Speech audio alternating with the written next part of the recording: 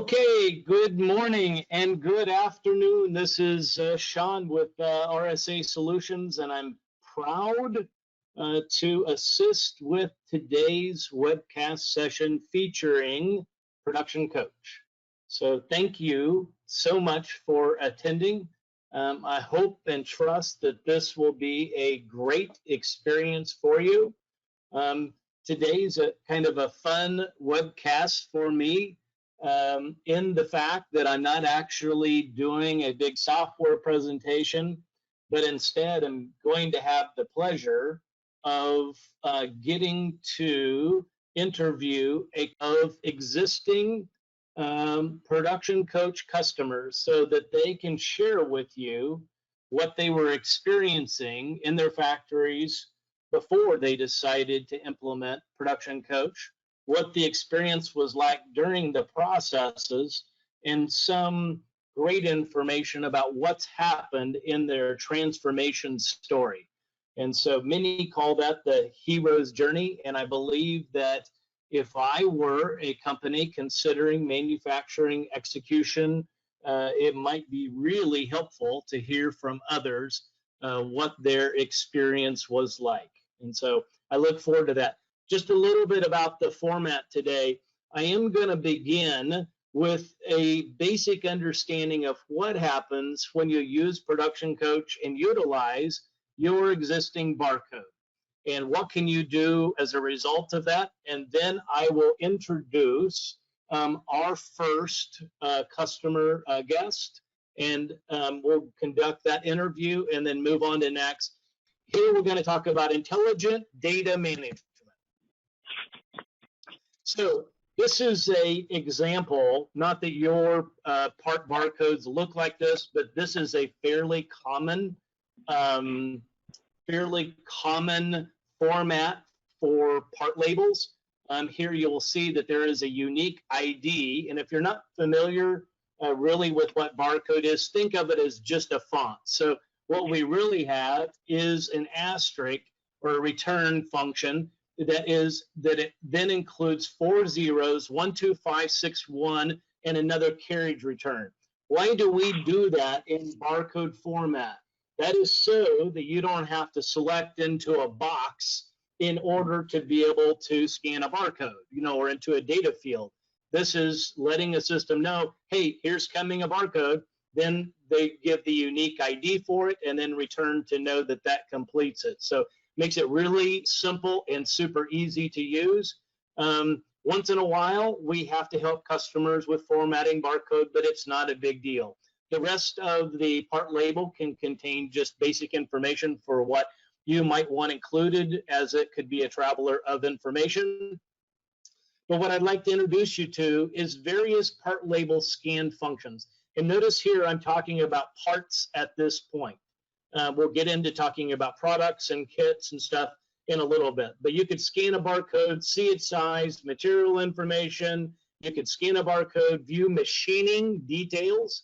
By the way, I want to predicate that to say that only some industry softwares can we have that level of detail. But after the webcast or in your questions, I'd be glad to answer specifically about the CAD/CAM system that you're probably already using. You can scan a barcode and change the status of the part. So here's an example.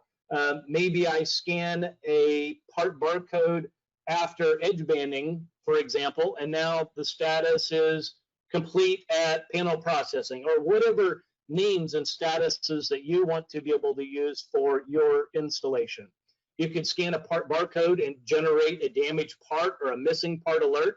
That alert can automatically pop up at any station or stations that you designate with detailed information about the damage report so that you can correct those things quickly and continue with manufacturing.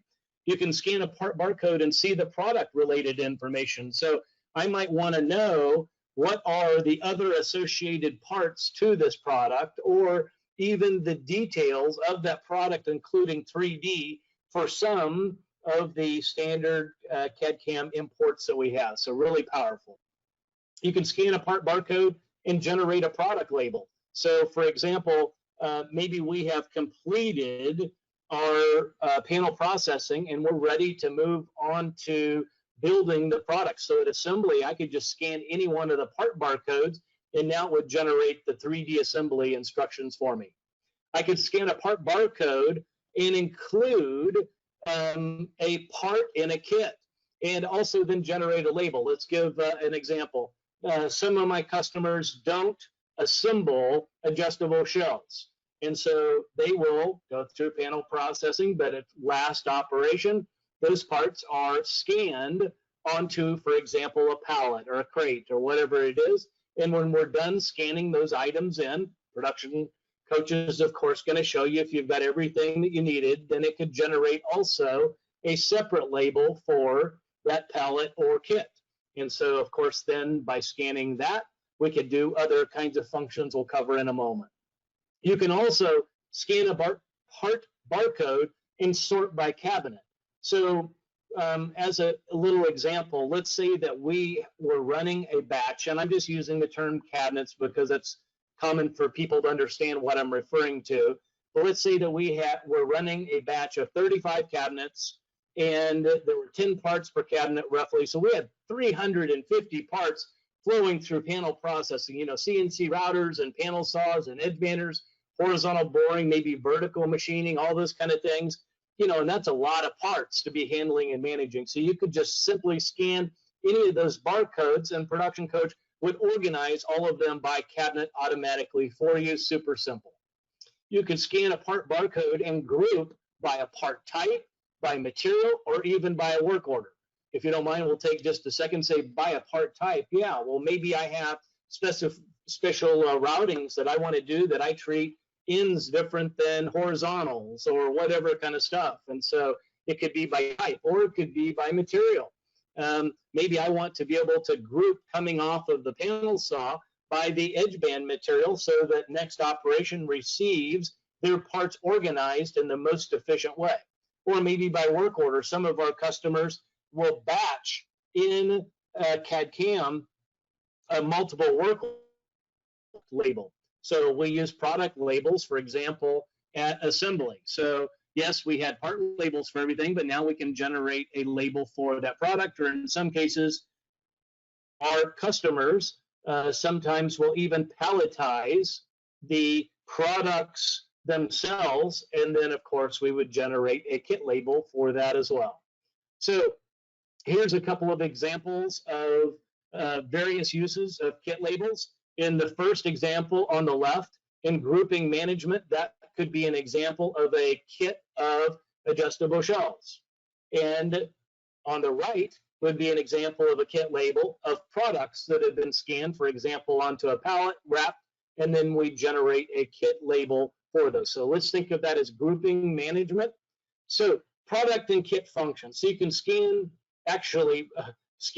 in some cases a nest barcode and update all the status of all the parts in the nest. You could scan a product barcode and change the status of a product, maybe, for example, to assembled, or maybe staged, or maybe shipped, or whatever status that you might choose to have. You can scan a product barcode and include in a kit, and you can generate a label for that as well. You can scan a product barcode and create a damaged product alert. So we hope if there's going to be a damage that it's only at a part level and it's still in our factory, but in reality, we might have a damaged product that the entire thing needs to be rebuilt as well. You could scan a product barcode and stage into a warehouse location.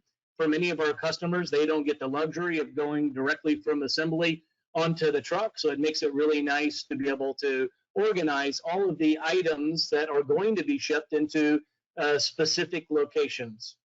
You can scan a product barcode and load onto the truck and see the status. Make sure that you never close the dock door with anything missing from the shipment, and also smart enough to make sure that you don't put anything onto the truck that doesn't belong as part of the packing list. You can scan a kit barcode and also change its status, maybe to staged or something, or shipped, loaded onto the truck. I just want to encourage you to visit our website at rsasolutions.com. If you go there and you select the product of Production Coach, you will easily see this very image of a 3D factory. And I believe it kind of helps you get the general idea that we're able to use your data. So it's very quick to set up. We're just connecting to your data in number one, and that's able to generate for the factory all the work order information needed. Item two is simply showing you that if you'd like at some operations, maybe first operation or wherever you'd like, you can be tracking and knowing the status of all of your parts. Number three is meant to show you that you don't have to have production coach at every imaginable station. You can pick and choose what are the main collection points. Where is the value in scanning of barcode? Item four is trying to depict for you that ability to come from panel processing and to be very quick and very simple at being able to sort all of this chaos of parts organized by product. Five is describing for you the visualization and help that we do to automate assembly. It's amazing. Companies often spend a ton of money to get all this incredible panel processing equipment, but they don't automate, things like sorting and assembly. Six is to depict the ability to stage your work in preparation for shipment. Seven is scanning all those items onto the truck. And eight even depicts at the job site that we could even help you with tracking and damage part alerts and stuff at deliveries and installs. So anyway, that's the little spiel I had to get this started off. And I believe that we have Mr. Tim Spooner that is available with us. Tim is from Spooner Woodworks down in San Diego area. Incredible company. I'm going to unmute him. Okay, Tim, if you can hear me now, I believe that you can unmute yourself. Yeah, I'm live now. Can you hear me? Yes, and I'm sorry that it was my fault. No worries. Awesome. Thank you for joining us today. We appreciate it very much. I know that you're a super busy man, but I also know how much that you appreciate this community and that it was helpful to you to get to, know and understand more about this technology before making the decision to purchase. So I really appreciate it. I'm sure the attendees do as well. So thank you. Thank you. Hey, if you would, absolutely. Tim, tell us a little bit about your business in general to help us get an understanding of the landscape, what you guys do, what your sizes are, all of that kind of stuff, if you would, please. Yeah, so we're a commercial millwork shop down in San Diego. Up until about probably 5 or 6 years ago, primarily a box shop. We still obviously had our custom shop and we were doing custom and countertops as well. But primarily still had a focus on commercial boxes. That's kind of evolved over the years. We've grown in size and our footprint's a lot bigger now. Have dedicated more space to custom, but also still have a pretty substantial production box shop that we're operating out of as well. Typically do about 10,000 boxes a year. Between 8 and 10,000 a year is right where we're at right now. That's awesome. It's a great factory for sure, and it wouldn't surprise me if you haven't moved stuff around and done some enhancements since I've been there. Yeah, the full implementation of Production Coach has definitely forced us to move some things around that's better suited for how the shop's flowing now.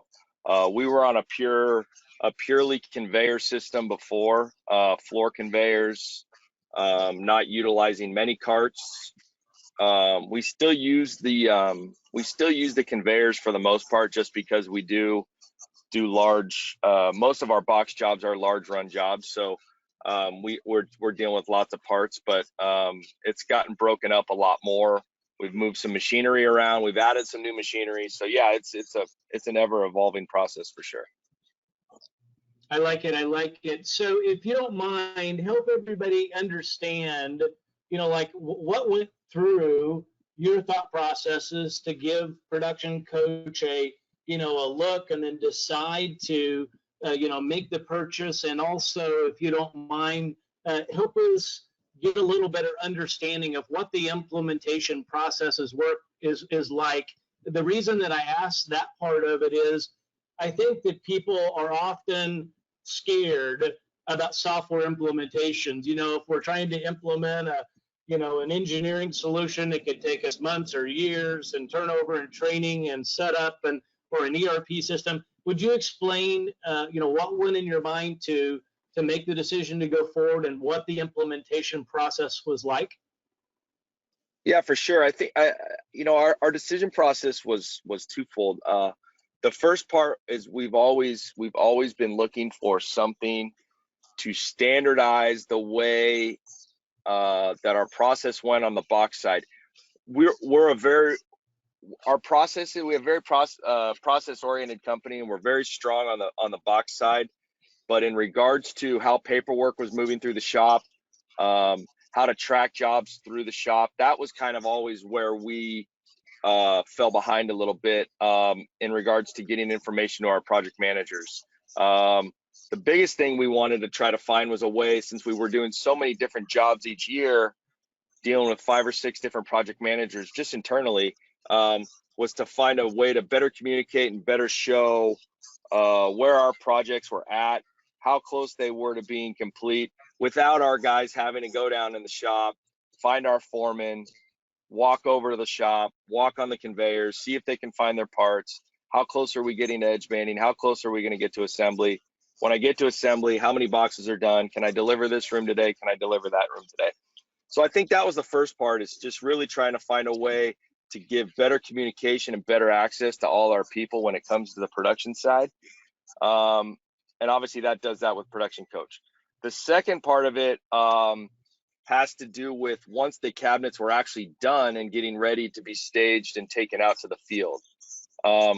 I think all of us that are in this industry like to think that we're a just-in-time manufacturer and that we like to build things and put them on the truck and get them out. But we don't dictate our schedules. We don't dictate the schedules of the job site. And, this morning that they might be ready for cabinets, and by 3 o'clock in the afternoon, stuff's not ready anymore. So we were trying to find a better way to have some flexibility on how we're loading our trucks and how we are being more efficient with our deliveries. It's one thing to check off paperwork. We were still very old school in our paperwork in regards to our delivery department. All of our project managers made delivery lists, and they put together packages, and our guys would go with a highlighter, and we'd highlight off package by package by package to make sure we got everything. We all know how things go, and a certain run of cabinets aren't done because we're missing edge banding or we're missing hardware for the day. So we do a partial delivery, truck comes back, we're trying to complete the delivery, maybe 2 days later, and we can't find the original paperwork that was sent out. So we don't know if all the toe kicks were delivered. We don't know, all the same stuff we all go through, right? So we've really spent some time in the last 6 months kind of honing in on our kit process at the end of the job in regards to the fabrication time, and putting together these delivery packages and kits that our guys can work off of, scan parts into the truck.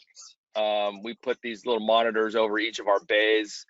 So when our delivery guys are loading trucks, they're getting a green light or a red light when they're scanning parts in.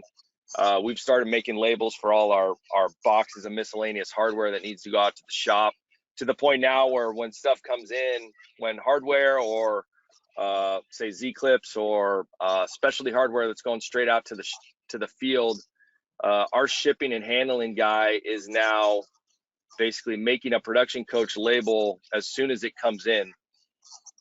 It's getting that label, nice. and then it's going over to other areas to just wait to be loaded in the truck. So I think visibility for our company, that's probably was our number one part that we were trying to hone in on and get better on, and accessibility for all our people, not just for the management, but also for our project managers. And then also giving our delivery guys a better tool to know and feel confident that they're making complete deliveries in the field. Yeah, that's awesome. Thank you, Tim, for that. I did have a question coming from the audience that was asking what company Tim represents, and it's Woodworks down in San Diego, California. Tim, how about this? I'm not trying to put you on the spot, but compared to maybe other integrations and stuff, how difficult was it to integrate production coach into your environment? Yeah. So this is a loaded question, and it's going to be answered in two parts. The production coach implementation part was very simple in regards to putting the computers on the floor, getting it up and running. When Dudley came out and did our implementation, I mean, he was here for a week, and we were more than set up in a week.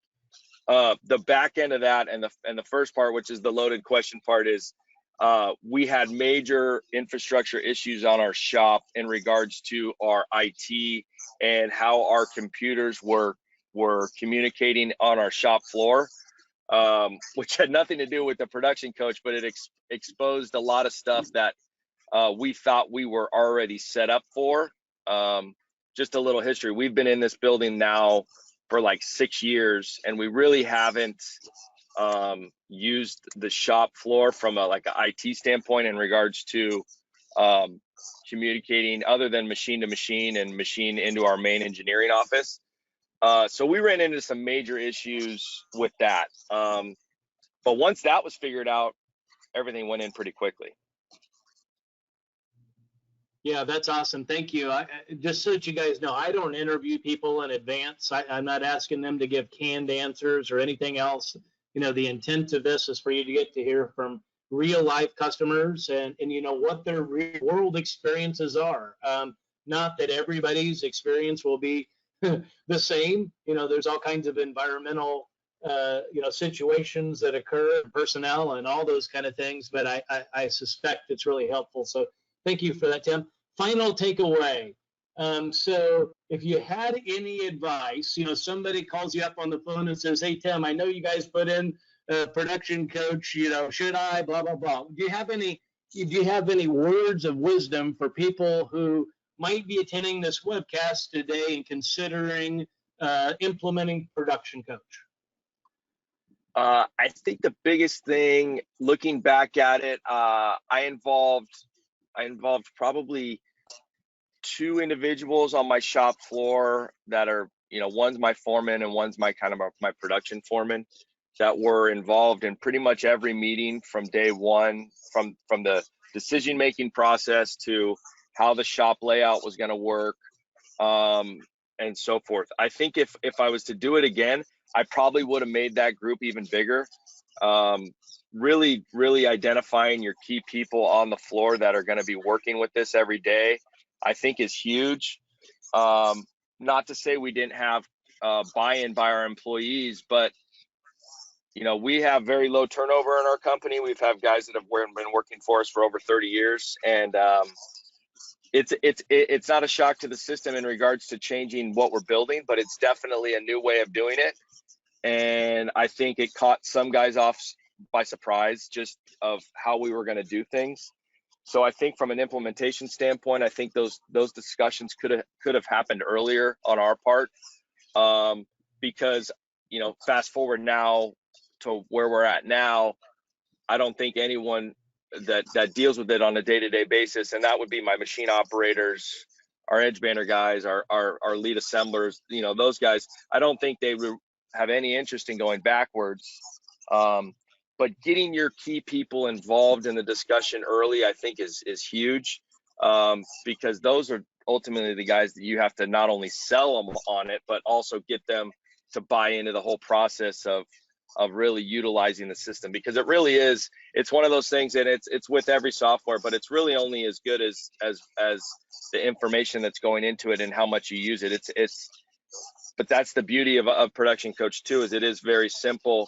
And when I put these barcode scanners in all the guys' hands, I think they realized it pretty quickly that it was going to make things more efficient, and you know, they're helping people down the line, and it keeps project managers off the shop floor, which is our biggest goal, because it kind of slows everything down when they're down there looking for parts. So I think that's the biggest thing, would just be implementing key personnel very early in the process, and have them involved in not only the layout, but also in really understanding how this whole thing works.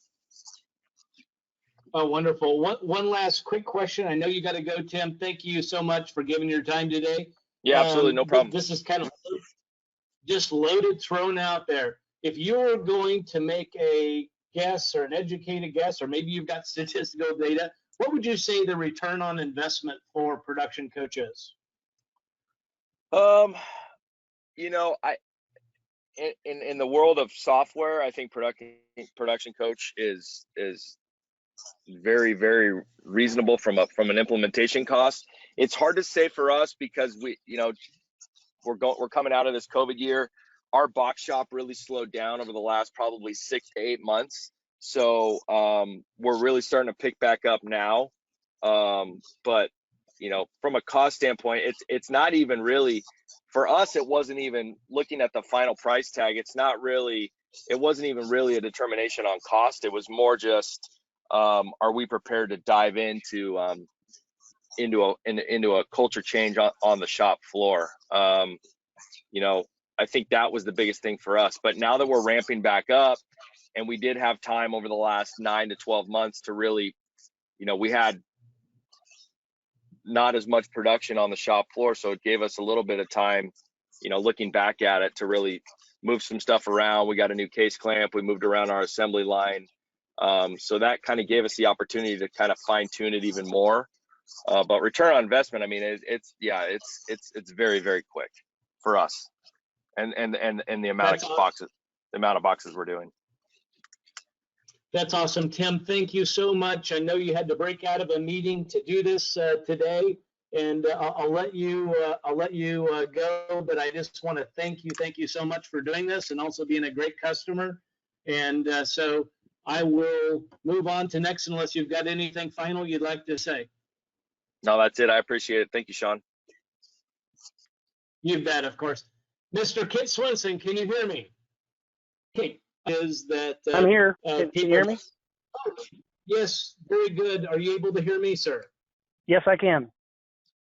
Okay, perfect. Since you've got a short window, let's move right to you. If you would, Kent, these guys are on this webcast today in part wanting to hear from real life customers about what it's like to experience the before, during, and after of Production Coach. So if you don't mind to share with them, that would be great. So before Production Coach, we had awesome equipment and awesome people, and we could manufacture anything. We could not find anything in our shop.